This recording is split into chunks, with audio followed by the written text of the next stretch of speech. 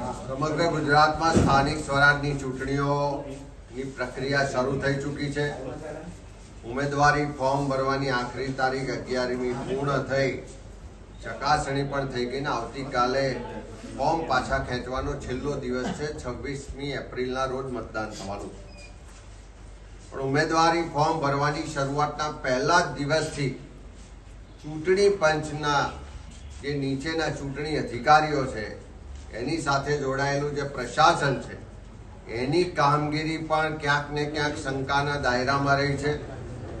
સાથે સાથે ખાસ કરીને પોલીસ તંત્ર કે જેની જવાબદારી આ ગુજરાતના નાગરિકોની સુરક્ષાની છે, લો એન્ડ ઓર્ડર જાળવણીની એની જવાબદારી છે, પણ એ પોલીસ વિભાગના અધિકારીઓ, એના કર્મચારીઓ જાણે ભારતીય જનતા પાર્ટીના કાર્યકરો હોય, એજન્ટો હોય એવા કેટલાક અધિકારીઓ અને કર્મચારીઓ વર્તી રહ્યા છે।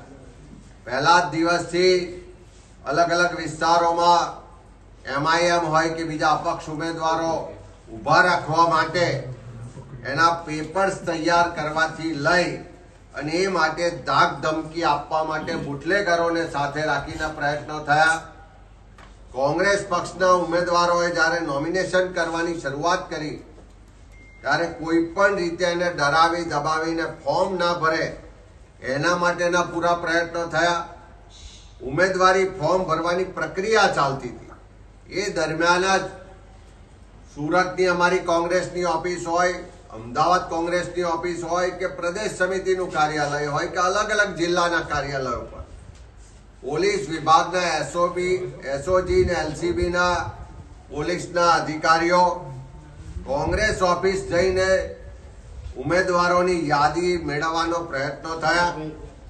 કેટલીક જગ્યાએથી યાદી મેળવી અને એ ઉમેદવારોને ડરાવવા ધમકાવવાના પણ પ્રયત્નો થયા। અનેક જગ્યાએ અહીંયા ગાંધીનગરમાં કલોલ વિધાનસભા વિસ્તાર હોય, સુરત શહેરના વિસ્તાર હોય, આણંદમાં વાસદ પોલીસ સ્ટેશન હોય, તારાપુર પોલીસ સ્ટેશન હોય કે અમદાવાદમાં ક્રાઇમના DCP કક્ષાના અધિકારીઓ હોય અને ગુજરાતમાં જુદા જુદા વિસ્તારમાં પોલીસના અધિકારીઓ ભાજપના એજન્ટ તરીકે કોંગ્રેસના ઉમેદવારોને ધમકાવવા માટેનો પૂરો પ્રયત્ન કરી રહ્યા છે। આજની જ વાત કરીએ તો તારાપુર ખાતે કોંગ્રેસના ઉમેદવાર, મહિલા ઉમેદવાર છે, એના પતિને ઘેરથી પકડી જવામાં આવે છે અને એને ધમકાવવામાં આવે છે કે તમારી પત્નીનું ફોર્મ પાછું ખેંચાયેલું નહીં તો તમને પૂરી દઈશું।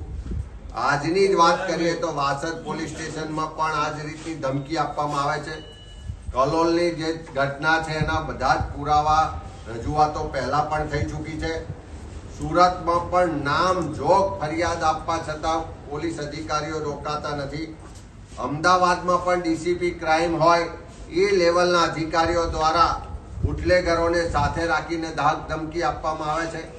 અમે ચૂંટણી પંચને પહેલા પણ રજૂઆત લેખિતમાં મોકલી છે, અલગ અલગ જિલ્લાના SPO અને કલેક્ટરોને પણ રજૂઆતો કરી છે, તેમ છતાં પ્રક્રિયા અટકતી નથી।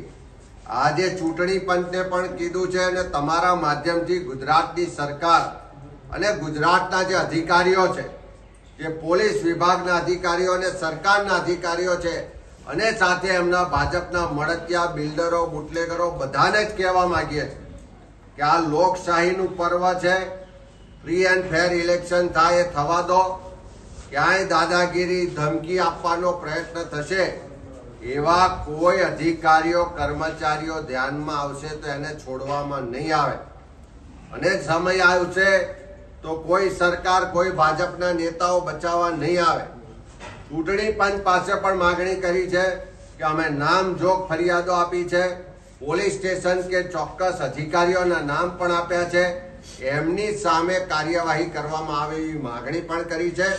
અને આવતીકાલે જ્યારે ફોર્મ પાછો ખેંચવાનો છેલ્લો દિવસ છે ત્યારે અનેક જગ્યાએ આવા લોકો ડરાવી ધમકાવી રહ્યા છે, ત્યારે એમને પ્રોટેક્શન આપવા માટેની પણ રજૂઆત કરી છે। ત્યારે ફરી માગણી કરીએ છીએ કે આવા જે પણ પોલીસના અધિકારીઓ ધાક ધમકી આપી રહ્યા છે, ડરાવવા ધમકાવવાનો પ્રયત્ન કરી રહ્યા છે અને ભાજપનો હાથો બનીને ફોર્મ પાછા ખેંચવાનો પ્રયત્ન કરી રહ્યા છે, એની સામે કડક કાર્યવાહી કરવામાં આવે અને એવા લોકો સામે આવનારા દિવસોમાં જરૂર પડશે તો નામજોગ કાર્યવાહી કરવાની પણ ફરજ પડશે। કેટલાક ઉમેદવારોને પણ